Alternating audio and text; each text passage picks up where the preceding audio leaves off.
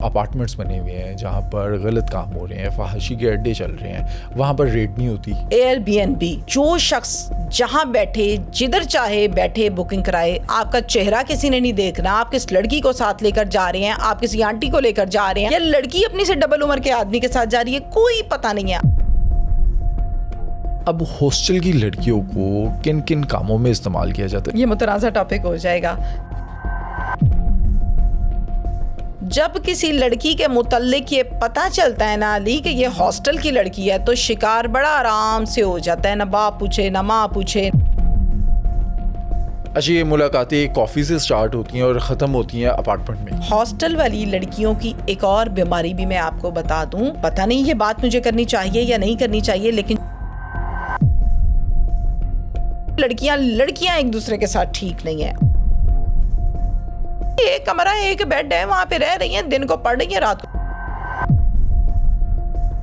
दोस्तों, मैं बहुत मेहनत और रिसर्च के साथ आपके लिए पॉडकास्ट बनाता हूँ। अगर आपको मेरा ये काम पसंद है और आप चाहते हैं कि मज़ीद बेहतर कंटेंट बनाऊँ तो अभी इस चैनल को सब्सक्राइब करें।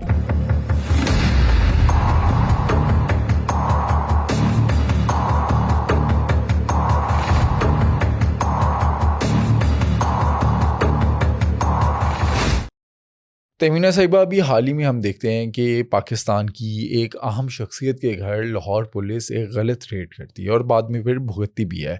लेकिन सवाल ये बनता है कि जहाँ पर रेड करनी चाहिए, जहाँ पर छापे मारने चाहिए, मंशियात के अड्डे हों, जुए के अड्डे हों, ब्रोतल हाउसेज़ हों, इवन कि आजकल तो ये भी ट्रेंड आ गया है कि प्राइवेट हाउसिंग सोसाइटीज़ में अपार्टमेंट्स बने हुए हैं जहाँ पर गलत काम हो रहे हैं, फहाशी के अड्डे चल रहे हैं, वहाँ पर रेड नहीं होती, उन्हें कोई पूछने वाला नहीं है। आपने इशारा बहुत अच्छे से करवाया कि जहां पर रेड्स होनी चाहिए वहां होती नहीं है, और जहां नहीं होनी चाहिए वहां मुंह उठा के अंदर घुस जाते हैं और जाके वापसी पे सस्पेंड का पर्चा उठा के हम बैठ के खबर दे रहे होते हैं। मुख्तलिफ हाउसिंग सोसाइटीज, खसूसी तौर पर वो सोसाइटीज जहां पर हर शख्स जा भी नहीं सकता, गेटेड कम्युनिटीज। आजकल एक नया रवाज मैंने ये देखा कि छोटे छोटे से अपार्टमेंट्स हैं, 3 मरले के, 4 मरले के, या 2 बेड हो गया, सिंगल बेड हो गया। अब ये जो अपार्टमेंट्स हैं, बज़ाहिर क्या है, अपार्टमेंट है, वो लोग जो आउट ऑफ द सिटी आते हैं या आउट ऑफ कंट्री आते हैं आके रेंट आउट कर लेते हैं और वहां पर रहते हैं। अंदर से वो लग्जरी है, अंदर से उसको वेल फर्निश्ड किया होता है। अब एक बंदे ने आना है, अपना सिर्फ उसने कपड़े रखने और उसने रहना शुरू कर देना है, अच्छा जी डन हो गया, उसके लिए बहुत आसानी है।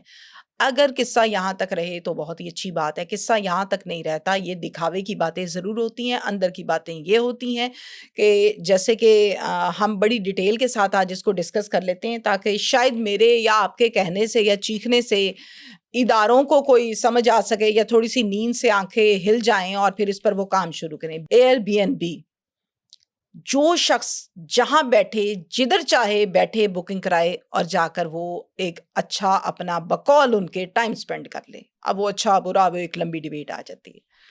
पहले क्या होता था, यहाँ से गए वीआईपी होटल में जाएंगे, 4 स्टार में या 5 स्टार में, वहां पे रेड नहीं होती, पुलिस नहीं आती, छापा नहीं पड़ेगा, बेइज्जती नहीं होगी। भाई बेइज्जती वाले काम ना करें ऐसे कि आपकी बेइज्जती हो, मगर ये बात नहीं है। हमारे यहाँ बेइज्जती और इज्जत को सिर्फ 4 बंदों में महसूस किया जाता है। जमीर शमीर मर गए, इनके कब्रों में दफन हो गए।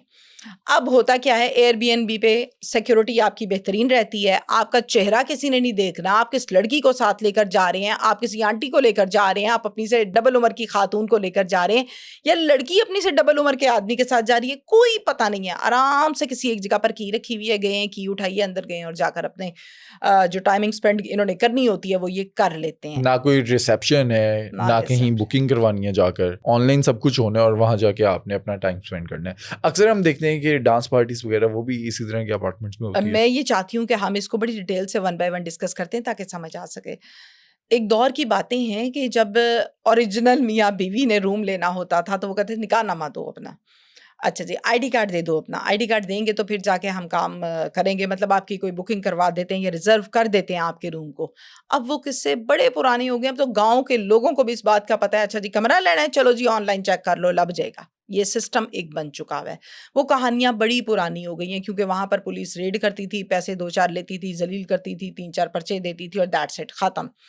अब पुलिस का वो वाला कारोबार काफ़ी हद तक ठंडा पड़ गया है। गेस्ट हाउसेस में जो होता था। गेस्ट हाउसेस में होता था और इवन देन मैं अगर आपको पुलिस की लैंग्वेज की बात बताऊं, ये ज़रूरी नहीं है कि मैं मौजूदा पुलिस की बात कर रही हूँ, मैं ओवरऑल बात कर रही हूँ। जिस इलाके में नया एसएचओ लगता है ना अली, वो आके सबसे पहले ये पूछता है इस इलाके में कितने गेस्ट हाउस हैं। गेस्ट हाउस के मुतल्लिक मुहर्रर बताता है थाने की अम्मी, वो ये बताती है कि इसमें इतने गेस्ट हाउस हैं। अच्छा इतने हैं, ये कितने, ये कितने, ये कितने देता है, जोड़े कितने लगाते हैं, ये कितने लगाते हैं, ये कैसे देते हैं, सिक्योरिटी ठीक है, कैमरे ठीक है, चेक किया है। फिर वहाँ पे रेड भी होती है जब ऑफिसर चेंज होता है, तो लेकिन वो रेड जो होती है वो वहाँ पर रेट बढ़ाने के लिए होती है या क्राइम ख़त्म करने के लिए होती है। दिस इज़ 2 पॉइंट्स और दोनों बड़े वैलिड पॉइंट्स हैं और मेरी बात से मुत्तफ़िक अंदरूनी तौर पर सीनियर ऑफिसर ज़रूर होंगे, मुँह से कोई कहे या ना कहे।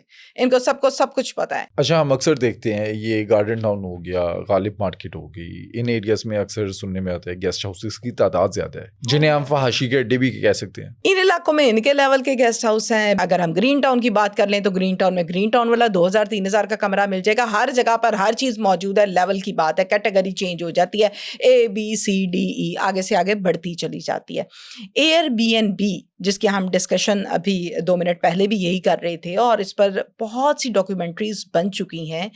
आप वहाँ पर बैठ के बड़े आराम के साथ अपने लिए अगर अपार्टमेंट बुक करवाना है, स्वीट्स बुक करवाना है, पेमेंट भेजी ऑनलाइन आपकी जाने बला, वो चाचे का है, मामे का है, उधर कौन है कौन नहीं, आराम से आपने डायरेक्टली की उठानी है, अंदर एंटर होना है, अपना 2 घंटे 3 घंटे 4 घंटे 10 घंटे या 24 आवर आपने टाइम स्पेंड किया और बाय बाय अपने घर को वापस। ना किसी को पता है कानो कान। लेकिन इससे हम कर क्या रहे हैं? बेशर्मी के धंधे को उरूज दे रहे हैं। अच्छा, एयरबीएनबी हम देखते हैं, अगर कहीं किसी ने रेंट पे लेना हो, किसी भी अपार्टमेंट को लेना हो, तो वो 40 से 50 हज़ार पे महीने पे आपको रेंट पे मिल जाता है। लेकिन जो लोग एयरबीएनबी पे डालते हैं वो तो सुना है 5 से 6 लाख 8 लाख कमाते हैं, क्योंकि वो शॉर्ट स्टे के लिए देते हैं 8,000 10,000 15,000 पे। एक अपार्टमेंट लग्जरी किस्म का आप 2 बेडेड फॉर एग्जांपल, हम एग्जांपल क्रिएट करते हैं, आप रेंट आउट करते हैं, आप कितने में दे देंगे? 40,000 में नहीं, 50,000 में, 50-60 में इजीली चला जाता है अच्छे हिसाब किताब का एक अपार्टमेंट, वेल फर्निश्ड। आपने जस्ट अपना बैग लेके जाना है और रहना शुरू कर देना है। 50-60 हज़ार रुपया महीना कमाना है आपने, या आपने पर डे पर 10,000 या 15,000 रुपीस कमाने हैं। हम अच्छे बुरे की बात नहीं कर रहे, हम सिर्फ क्लैरिफिकेशन के लिए कि आवाम को समझ आए कि कैसे पैसे इतना कमा लेते हैं। स्टे फॉर फ्यू आवर्स उसका अलग रेट है, 10 आवर्स का अलग रेट है, 24 आवर्स का अलग रेट है और उसमें पैसा जब बनाया जाता है तो 50-60 तो इंसान कहीं भूल ही जाता है ना। फिर इंसान यही कहता है यार ये अपार्टमेंट मेरा मुझे 4-5 लाख दे रहा है, मुझे और क्या चाहिए, करेंगे हम यही काम करेंगे। 2 करोड़ का आपने अपार्टमेंट लिया, हाँ, प्रॉपर्टी आपकी अपनी, महीने का 5 से 6 लाख भी आ गया। 2 भी नहीं, 2 भी बड़ी ऊपर की बातें हैं। 1.25 करोड़ का एक अपार्टमेंट लें आप और उसमें से आप पैसे बनाएं, 3 साल के बाद अपार्टमेंट अपनी कीमत भी पूरी करता है और आगे से बिजनेस इतना दे देता है कि अगला बंदा ये सोचता है जिसको जायज़ नाजायज़ की तमीज़ नहीं है, हलाल हराम की इंटेंशंस ना हो, वो ये कहेगा यार एक और अपार्टमेंट इसके साथ लेके ये यही कारोबार चंगा है, पाकिस्तान च ਇਹਦੇ 'ਚ बड़े पैसे आंदे ने और और मैं ये जो हज़ारों लोगों को एयरबीएनबी है जानती उसको हूँ। कोई फर्क नहीं पड़ता। उनको क्या फ़र्क पड़ता है इस बात से? इस टाइम गंदगी करने के 1 करोड़ मौक़ा हैं और सीधा रास्ता इख्तियार करने का शायद 2 या 3 मौक़ा होंगे और उसमें भी प्रॉब्लम्स आपको आ रही होंगी। अब ये जो वहाँ पर गंद मारा जा रहा है, जो फहाशी है, मैं अक्सर वीडियोस वगैरह भी देख रहा था, कहते हैं कि हॉस्टल की जो ख़वातीन हैं उनको एक्सप्लॉइट किया जाता है, उनका इस्तेमाल किया जाता है। मैं इस जुमले के खिलाफ हूँ कि औरत का इस्तेमाल किया जाता है, नहीं। पहले आप साथ मिलके सारे काम करती हैं और बाद में आप ये कह देती हैं कि हाय मुझे इस्तेमाल कर लिया, मुझसे गलती हो गई, मुझे तो पता नहीं था, ये नहीं था, वो नहीं था। वो एक अलग गेम है और एक लंबी डिबेट है। लेकिन हॉस्टल की ख़वातीन, हॉस्टल की लड़कियां या हॉस्टल की बच्चियां, छोटी एज की बात कर लेते हैं, कोई किसी को आज के दौर में इस्तेमाल नहीं कर सकता। ये बात आज लिख के रख लें अपने पास। हाँ, आपका अपना दिल पिघल रहा है तो दैट्स अनदर थिंग। ऐसा नहीं होता कि आपका दिल बिल्कुल ठीक था और अगले बंदे ने आके आपको चूना लगा दिया, नो।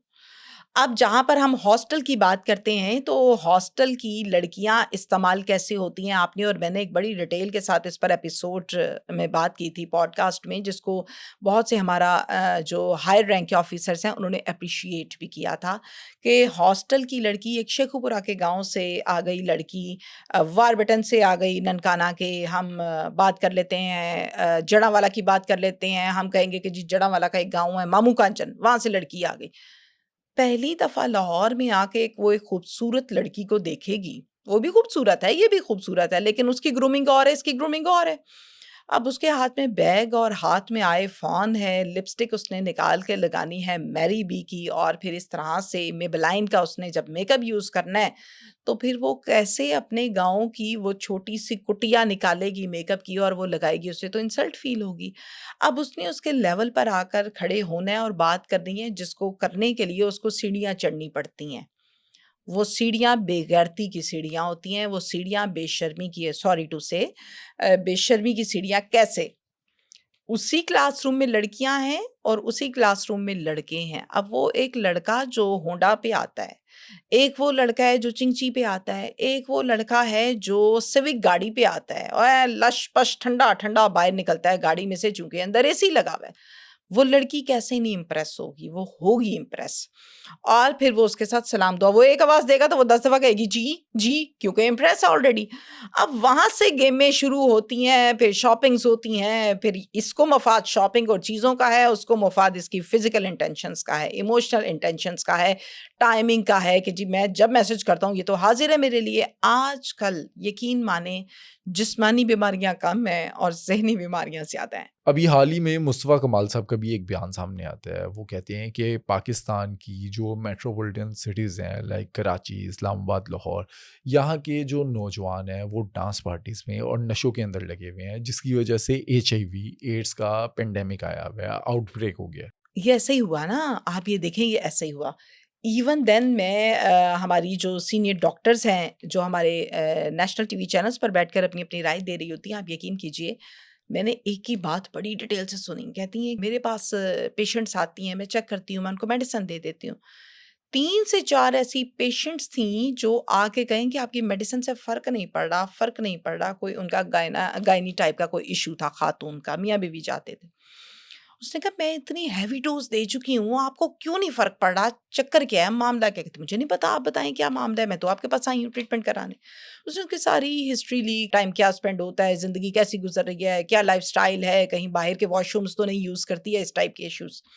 उसने कहा नहीं ऐसा तो कुछ नहीं। उसने कहा अच्छा चलो ठीक है, फिर मुझे आज से तुमने अपने मियाँ को चेक करके बताना है कि तुम्हारे मियाँ क्या मामलात हैं, लाइफ़स्टाइल क्या है। हज़ूर उसके मियाँ का लाइफ़स्टाइल ये था कि वो डेली बेसिस पर कहीं न कहीं मुँह मारता था। अल्लाह ही जाने कौन-सी लानत, कौन-सी चीज़ भरी हुई थी उसके अंदर। अब जब वो 20 जगह पर मुँह मार के बेगम के पास 25वें दिन आएगा तो बेगम बीमार कैसे नहीं होगी? ये बातें मेरी शरह से दूर नहीं हैं। ये बातें मेरी इन्फॉर्मेटिव हैं। मैं एक डॉक्टर नहीं हूँ, लेकिन मैं चूँकि मुख़्तलिफ़ लोगों के साथ उठना-बैठना है तो मुझे समझ आती है कौन क्या कह रहा है और कहानियाँ किससे लोगों से सुनते हैं। अब उसके बाद उस बीवी को डॉक्टर ने ये कहा, स्वेयर कंडीशन हो गई उसकी, स्लोली-स्लोली शुरू हुआ काम, ये एचआईवी का आंसर मैं दे रही हूँ।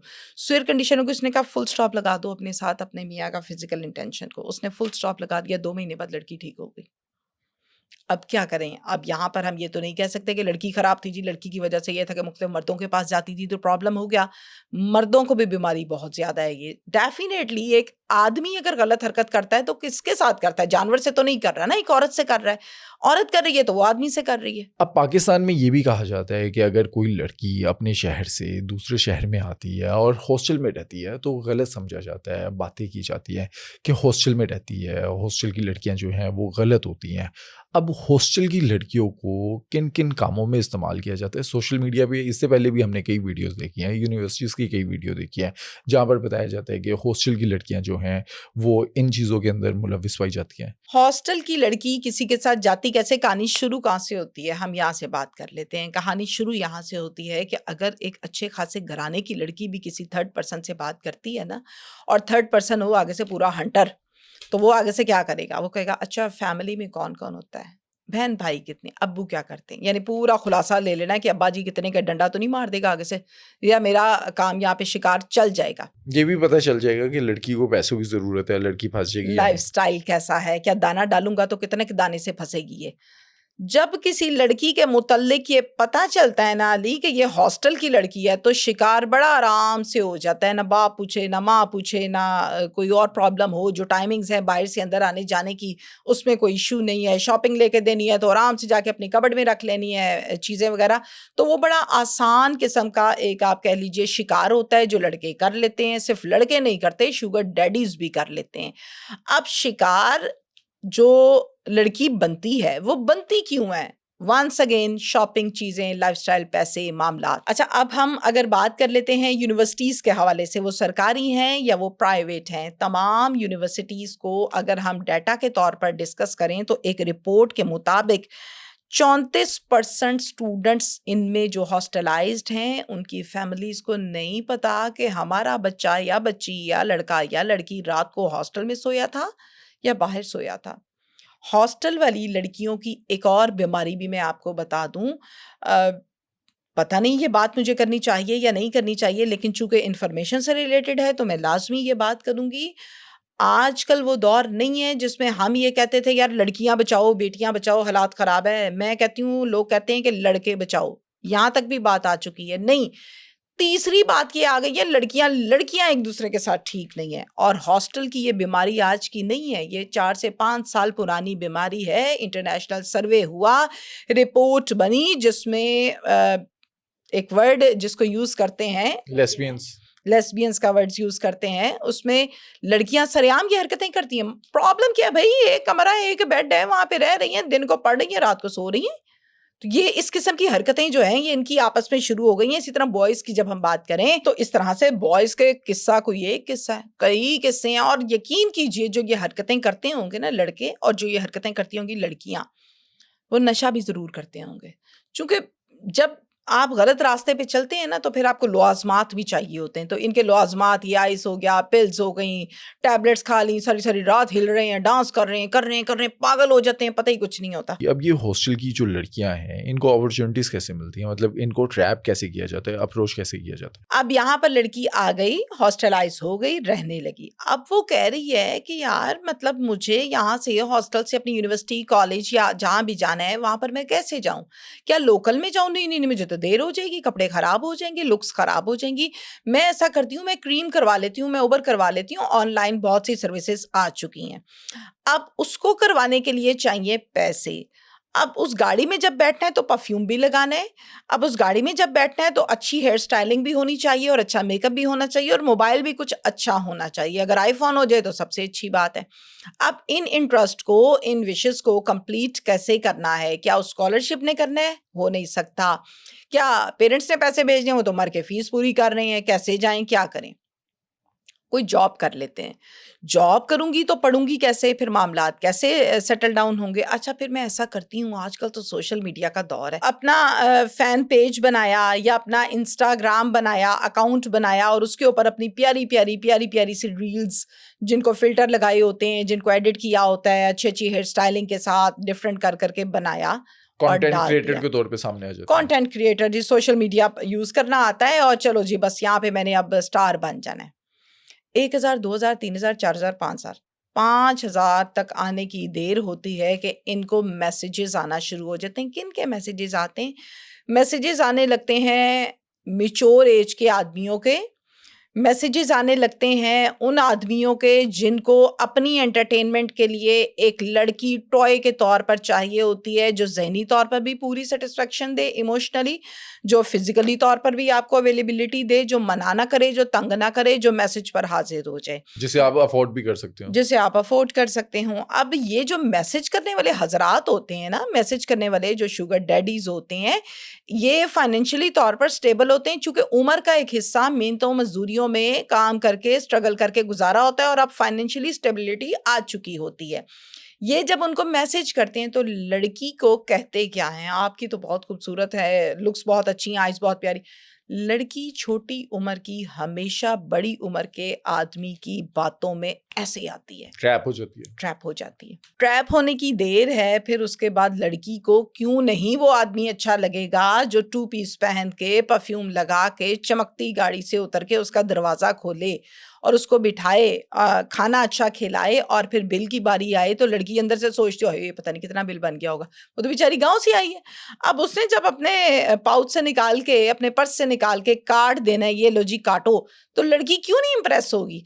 2 मुलाकातें इट्स एनफ फॉर इम्प्रेस। उसके बाद लड़की कहती है तू ही सारा कुछ है, जो कहता है मैं करती हूँ। अच्छा, ये मुलाकातें एक कॉफ़ी से स्टार्ट होती हैं और ख़त्म होती हैं अपार्टमेंट में। नफ्सियात ये कहती हैं कि 14 दिन काफ़ी होते हैं, 14 से 15 दिन किसी भी शख्स को इमोशनली तौर पर अपनी तरफ अटैच करने के लिए। अटैच करने का। आपकी इमोशनल अटैचमेंट स्टार्ट हो जाती है 15 दिन के बाद, 14 दिन के बाद, इसके दौरान हो जाती है। कैसे होती है? सो के उठ गई हो, क्या कर रही हो, बैठी हुई हो, गुड मॉर्निंग, गुड नाइट, ये तमाम तमाशे शुरू हो जाते हैं मेरे चैट बाबू पर। ने खाना खाया, ये बाबू सारी ने बातें। खाना नहीं खाया, अच्छा तुम्हारी कल सर में दर्द थी, अभी ठीक हो, बिल्कुल सेट हो, कोई मसला तो नहीं, स्वेलिंग ठीक हो गई है, ये इशू, आज आपने वहाँ जाना था, चीज़ें। ये तमाम वो तरीक़ेकार होते हैं जिससे फ़ौरन ख़ातून को, लड़की को, फ़ीमेल को इमोशनली ट्रैप करना है। अब जब ये किस्सा शुरू हो जाता है ना, फिर उसके बाद फ्रैंकनेस लेवल हो गया।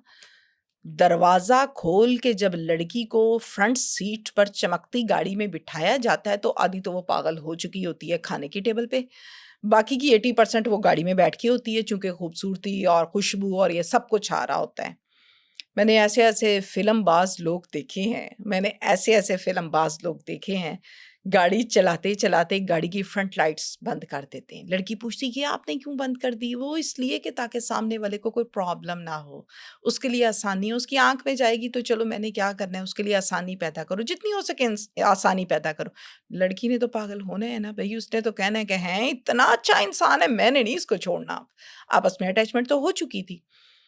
चौथी मुलाकात उस अपार्टमेंट में होती है जहाँ पर बैठकर हम तफ़सील से बातें करेंगे, मेरी लाइफ में क्या प्रॉब्लम्स बनी, आपके क्या प्रॉब्लम्स बनी। वहाँ से किस्सा वो बहरिया के अपार्टमेंट्स, लेक सिटी के अपार्टमेंट्स, गुलबर्ग के अपार्टमेंट्स या कोई भी कोऑपरेटिव सोसाइटीज़ हैं, वहाँ पर अपार्टमेंट्स होते हैं और वहाँ के अपार्टमेंट्स की बुकिंग जाके नहीं करनी है आपने, वो ऑनलाइन ऑनलाइन करनी है। करनी है आपने। तो रास्ता तो बड़ा ईज़ी है, बहुत आसानी से हो जाता है, तो कोई क्यों ना इसको इस्तेमाल करेगा। आदमी इस्तेमाल मक्कारी से करता है, लड़की, मैं शुगर डैडीज़ की बात कर रही हूँ। लड़की इस्तेमाल होती है इमोशनल अटैचमेंट और अपनी नीड की वजह से। नीड क्या है? Financially need. अच्छा, पैसे भी इन्हें मिलते हैं इसके बदले? मैं कहती हूँ शायद खाने की टेबल पे उस दिन मिल जाते हैं थोड़े बहुत, ये रखे ना अपने पास, गाड़ियाँ हैं आपके पास? नहीं, गाड़ी तो नहीं हो, फिर आप तो जाती होंगी ऑनलाइन सर्विसेज लेके। ये आप रखें आने जाने के लिए, मुझे अच्छा नहीं लगा कि मेरी फ्रेंड हो और वो इस तरह धक्के खाती पड़े लोकल गाड़ियों पे, तो ये आप रखें, मिल गए। अम्मी ने घर से 25,000 भेजना है पूरे महीने के बाद, 2-4 बातें सुना के बेटा बड़ी मुश्किल से भेज रहे हैं, बट बेटा ये इशू है, बेटा तुम्हें तुम्हारे अब्बा का पता है, वो बहुत मुश्किल से, बेटा अच्छा पढ़ना। अब वो पूरा भाषण लगता है, वो माँ की प्यारी बातें, बाप की प्यारी बातें भाषण लगती हैं और अच्छी लगती है वो 25,000 रुपए की डील जो कि टेबल पे एक डिनर में मिलती है। वो क्यों नहीं अच्छा लगेगा? फिर जब जाना है रूम में, तो उससे पहले ज़रूरियात पूछ ली जाती हैं, फिर आपको नाइकी के जॉगर्स भी मिलते हैं, फिर आपको बर्बरी के परफ्यूम भी मिलते हैं, फिर आपको सी के लोशन भी मिलते हैं, तो आपको क्यों नहीं वो चीज़ अच्छी लगेगी, वो आपको अट्रैक्ट करेगी। अच्छा, इसके साथ-साथ ना आजकल एक और चीज़ चल रही है, जो बिज़नेसमैन है, उन्होंने किसी फंक्शन में जाना है, किसी पार्टी में जाना है, तो आई कैंडी के तौर पे किसी लड़की को साथ ले जाते हैं। वहाँ पर भी ये इसी तरह से हॉस्टल की लड़कियाँ जो हैं, उनको ट्रैप किया जाता है। आई कैंडी के तौर पर, यानी हम सिंपल और देसी लफ्ज़ों में, सिंपल वर्ड्स में बात करें तो आई कैंडी एक ऐसी लड़की को कहते हैं जो दिखती खूबसूरत है, जिसकी फ़िज़िकल जो अपीयरेंस है, प्रेज़ेंस है, वो बहुत प्यारी होती है और लुक्स अच्छी आ रही होती हैं। हर जगह पर रिसेप्शन पे लड़की क्यों बिठा देते हैं? वो प्राइवेट हॉस्पिटल है, वो कोई आपका बिल्डिंग से रिलेटेड चीज़ है, प्रॉपर्टी से रिलेटेड चीज़ है, या कोई टीचर है, इवन देन वो रिसेप्शन की लड़की क्यों प्यारी बिठाता है? मेरी बात यकीनन बहुत से लोगों को बुरी लगेगी जो ऐसा करते हैं, लेकिन ऐसा होता है। अच्छा, कभी आपने देखा है अगर हम दोनों बहन-भाई मिलकर सर्वे कर लें, किसी एक टाउन को रख के, तो उस टाउन में अगर फॉर एग्ज़ाम्पल 300 ऑफ़िसेज़ हैं, वो मेडिकल से हैं, वो प्रॉपर्टी से हैं, वो किसी भी चीज़ से हैं, तो 300 में से ना 280 पे लड़कियाँ होंगी और 20 पे कोई आंटी होगी या कोई आदमी होगा या कोई और सिलसिला होगा। इसलिए कि खूबसूरत प्यारी लड़की सामने बैठी होगी तो कस्टमर कैसे नहीं वहाँ पे आएगा। अच्छा, मैंने अब देखे कई ऐसी शॉप्स हैं, मेरा छोटा भी बता रहा था कि वेप या सिगरेट शॉप्स जो हैं, टबैको शॉप्स जो हैं, वहाँ पर लड़कियों को रख लिया। लड़की से जब आके लड़का कहेगा कि आजकल कौन सा वाला फ्लेवर आया हुआ है, वो कहेगी नहीं ये वाला नहीं, ये वाला यूज करें, तो लड़का कैसे नहीं आएगा? लड़का फिर आएगा, फिर आएगा, फिर आएगा, कस्टमर आएगा तो पैसे बनेंगे तो मामला होगा। ये हो गया कैंडी वाली बात आ गई वंस अगेन।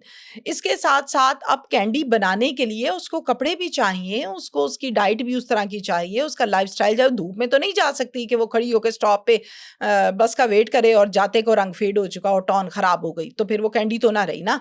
तो इसलिए उनका लाइफस्टाइल, उनकी ड्रेसिंग, उनकी हर चीज का प्रॉपरली ख्याल रखा जाता है और प्रॉपरली ख्याल रखने के लिए उनके ऊपर इन्वेस्टमेंट होती है। और उस इन्वेस्टमेंट का रिटर्न कैसे आएगा? फिजिकल अट्रैक्शन से। इसका एंड क्या होता है?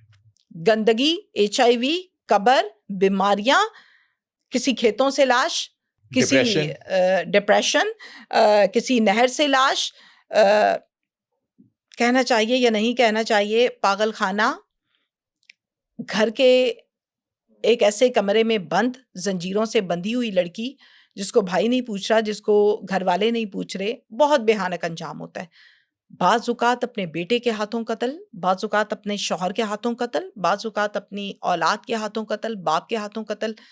और फिर हम क्या कहें, ओए देखो कितनी ज़्यादती हो गई इसके साथ, इसको तो इसके भाई ने कत्ल कर दिया। मैं नहीं कह रही हूँ, कत्ल को प्रमोट नहीं कर रही, नहीं होना चाहिए, लेकिन कैसे कोई भाई ये बर्दाश्त करेगा कि मेरी बहन आज ये काम करके आई है? औरत बर्दाश्त नहीं करती कि मेरा शौहर ये काम करके आए, तो मर्द कैसे बर्दाश्त करेगा कि आज मेरे घर की इज्जत या मेरे घर की औरत ये काम करके आई है। आजकल आपको पता है कि ये भी ट्रेंड चल गया है कि तुमने जो करना है तुम करती रहो, जो मैंने करना है मैं करता रहूंगा, तुमने मुझे नहीं पूछना, मैंने तुम्हें नहीं पूछना। ये क्या तमाशा है भैया आप लोगों का? प्रदेश मियाँ बीवी की बातें कर रही हूँ।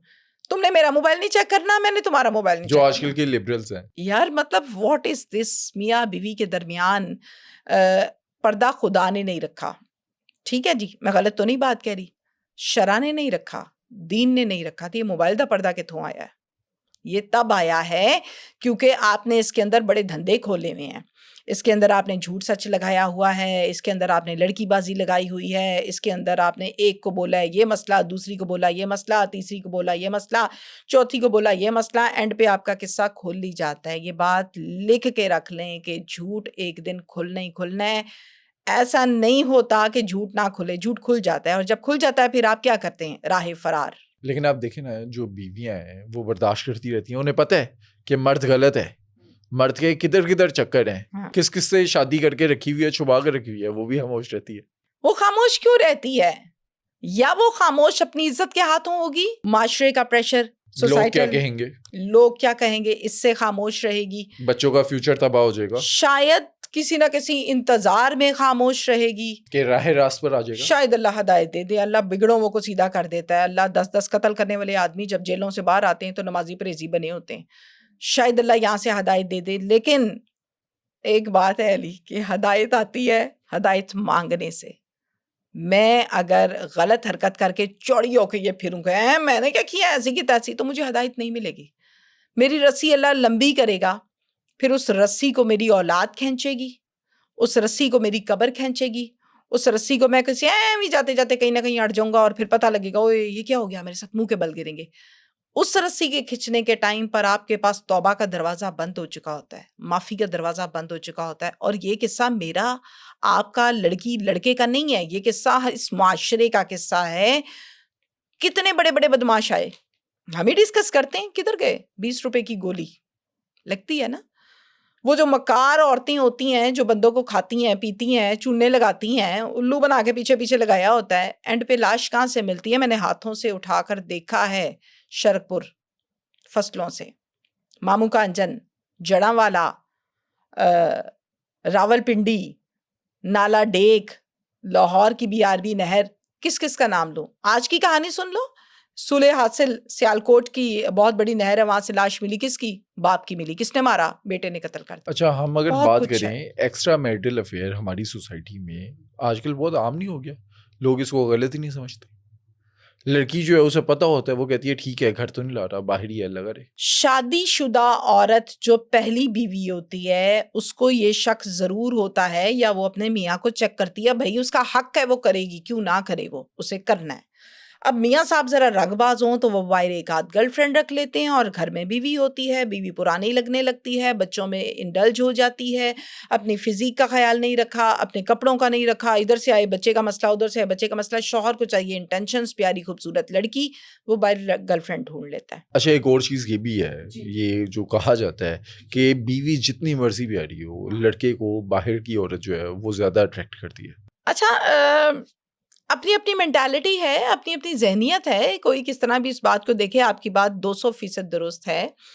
देखें, बाहर गर्लफ्रेंड रखी हुई है, हम्म, बीवी को पता लग गया इसकी गर्लफ्रेंड है, वो रोएगी, पीटेगी, झगड़ा करेगी, सास ससुर को बताएगी, सारे तमाशे करेगी ताकि ये मसला हट जाए। कहीं ना कहीं अंदर ये बात होगी, बीवी तो मैं ही हूं ना, क्या फर्क पड़ता है। फिर एक्सेप्ट कर लेगी। एक्सेप्ट नहीं करेगी, कभी बोलेगी, कभी चुप करेगी, कभी बोलेगी कि चुप करेगी। बीवी को पता लगे कि मेरे शौहर ने बाहर दूसरी शादी कर ली है, वो फट के इस तरह बॉम्ब ब्लास्ट हो जाएगा। क्यों?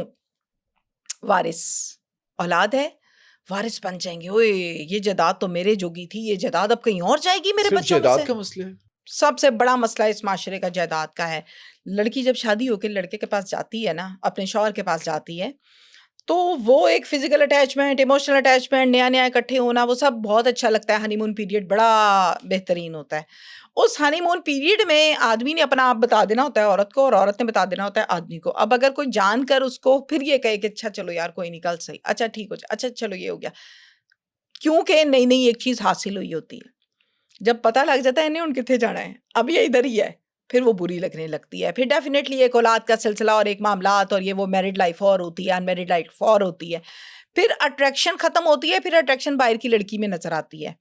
अब वहां पर आकर दीन क्या कहता है, अगर मैं उस पर बात करूं, लोग कहेंगे खुद बहुत दीनी है जी, देखो जी कभी दुपट्टा तो लिया नहीं है और खुद इस तरह की बातें कर रही है। लेकिन हकीकत यही है कि अल्लाह ने निकाह में बड़ी पावर रखी है। निकाह का मतलब होता है गैर लड़की को हलाल करके आप अपने घर ले आते हैं। बाहर जा जाके लोगों की अनमैरिड लड़कियां, बच्चियां, बेटियां क्यों खराब करते हैं आप। फिर एंड क्या आता है, जो हम कौन सा कोई गन पॉइंट पे ले आए थे, वो तो अपनी मर्जी से आई थी। फिर बड़े किस्से खुल जाते हैं आगे। तो बीवी गर्लफ्रेंड बर्दाश्त कर लेती है, बीवी बीवी बर्दाश्त नहीं करती, क्योंकि उसमें से आपके वारिस पैदा हो जाते हैं, और वारिसों में जब जायदाद जाएगी तो बड़ी तकलीफ होगी। मतलब मैं शेयर आपको करने पर कोई एतराज नहीं होता बीवी को, बहुत कम, जायदाद शेयर करने पे एतराज है। बहुत कम। मैं कहती हूँ पक्की चलाको मासियां गांव की ऐसी 3 जिनके केसेस मेरे पास आए, मैं आपको सुना देती हूँ शॉर्टकट नाम लिए बगैर। पहली बीवी को पता लगा दूसरी बीवी है, अच्छा ठीक है, पहली बीवी में से 4 बच्चे हैं, दूसरी में से भी 4 बच्चे हैं। पहली बीवी क्या कहती है, हुन तू कर लई है ते बच्चे तू पैदा कर लेने, जिन्नी पहली है मेरे नाम लिख। उसने लिखी है, क्यों? अच्छा, उसने बसाना था, जाहिर है दूसरी बीवी को भी बसाना था, दलेर आदमी था, फेस कर गया। सारी जायदाद लिख दी पहली बीवी को, और दूसरी जो है उसके साथ प्यार मोहब्बत है। अब उसके बच्चे भी बड़े हो गए, वो कहती है मेरे बच्चों को तुम क्या दोगे, तुमने तो पहली को सारा कुछ दे दिया, अब दूसरी बीवी को और उसके बच्चों को आदमी क्या कह रहा है, तुम तो बड़ी लालची औरत हो यार, तुम तो पैसों के पीछे आई थी मेरे पास। वो बेचारी फिर जलील हो रही है, वो भी बीवी, बच्चे उसने भी उसी तरह ही पैदा किए हैं जैसे पहली ने किए हैं। अच्छा, एक और चीज सुनने में आती है कि हाँ। अगर पहली बीवी के ऊपर सोकन आ जाती है, दूसरी शादी कर लेते हैं मर्द, तो पहली बीवी जानबूझ के उसकी तीसरी शादी करवाती है, ताकि उसको इस बात का पता चले दूसरी को कि ये तकलीफ क्या है, क्योंकि पहली ने तो सह ली तकलीफ दूसरी की, दूसरी ने किसकी सही, वो कहेगी मैं तो बैठी हूँ आराम से, मुझे क्या मसला है। अब दूसरी जो है उसके ऊपर जब तीसरी आएगी तो उसको पता लगेगा कि तकलीफ किसे कहते हैं, वो ये चीज़ है। हमारे बहुत से बड़े बड़े सहाफ़ी हैं ऐसे, जिसमें हम ये देखते हैं कि एक प्रॉपर शादियाँ, प्रॉपर घर, प्रॉपर हर चीज़ दी हुई है।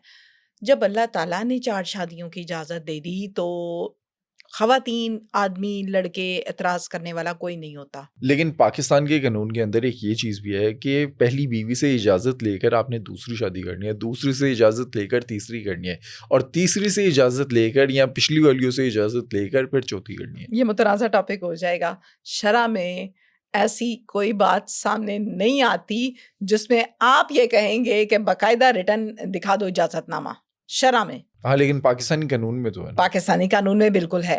कैसे बनते हैं इजाज़तनामे? पहली बीवी को बताएं मैं जा रहा हूँ दूसरी शादी करने, वो आपकी टांगें ना तोड़ देगी कमरे में बुला के आपको, ये कैसी बात कर रहे हैं? मतलब पॉसिबल नहीं है। लेकिन ऐसे बहुत से लोग हैं जिन्होंने बाकायदा तौर पर शादियाँ की हैं। अभी ये पीटीआई के जो चौधरी अब्दुल्ला हैं, इनको कातिलाना हमला किया गया पहले 6 महीने, ये बच गए थे। अब इन पर जो हमला हुआ वो उसने इनकी जान ले ली। इनकी 3 बेगमात हैं, एक गार्डन टाउन लाहौर में घर, गाड़ी, बच्चे सब कुछ है। एक ओकाड़ा के गाँव में जो पहली बीवी है, घर, गाड़ी सब कुछ है। तीनों बेगमात को अलग-अलग घर दिया है, तीनों में से औलाद है, तीनों के पास गाड़ियाँ हैं और लग्ज़री लाइफ़ है। कभी ओकाड़ा, कभी लाहौर, कभी उधर, ये लाइफ़स्टाइल है। अगर तो आप दे सकते हैं, तो आप करें, क्योंकि आपने सदा जवानी लेके इस तरह नहीं हंटर बनना। 50 साल, बहुत ज़्यादा 60 साल, उसके बाद आपकी कमर भी झुकनी है, आपको स्टिक की ज़रूरत भी पड़नी है, आप में जान भी नहीं रहनी। फिर आपको पहली बीवी ने मुँह नहीं लगाना, जिसको आपने कभी पूछा ही नहीं था, फिर दूसरी ने भी नहीं लगाना, क्योंकि दूसरी आपने रखी थी सिर्फ अपनी रंगरलियों के लिए, तीसरी आपने की थी मिजाजन, चौथी आपने की थी आदतन। तो फिर वो कोई नहीं पूछता होता उस टाइम। औलाद पता है क्या कहती है? साडा बातें जवानी चाहे काम करदा सी, सानू की लोड़ है। बहुत बड़े-बड़े नाम इस टाइम, अगर मैं नाम लूँगी तो बातें बहुत और तरफ चली जाएंगी। पहली बीवी के बच्चे और दूसरी बीवी के बच्चे एक दूसरे पे रैफले लेके खड़े हुए, मेरी जायदाद तेरी जायदाद, मैं खाऊंगा तू खाएगा, मतलब ये झगड़े शुरू हो जाते हैं। तो जड़ कौन है? वो रंगीन मिजाज आदमी जिसको सब्र नहीं आया सारी जिंदगी, जिसने 4 औरतों की जिंदगियां तबाह करके, चारों में से बच्चे पैदा करके सड़कों पे फेंके माजरत के साथ। तो आप राइट वे, राइट डिसीजन लें, ताकि आप अपने आप के लिए भी अजाब ना बनाएं और किसी के लिए भी अजाब ना बनाएं। दोस्तों, आज के पॉडकास्ट में एंड तक जुड़े रहने का आपका बहुत शुक्रिया। अगर आपको मेरा ये काम पसंद है और आप चाहते हैं कि आपके लिए मज़ीद बेहतर कंटेंट मैं बनाऊं, तो हमारे इस चैनल को सब्सक्राइब करें।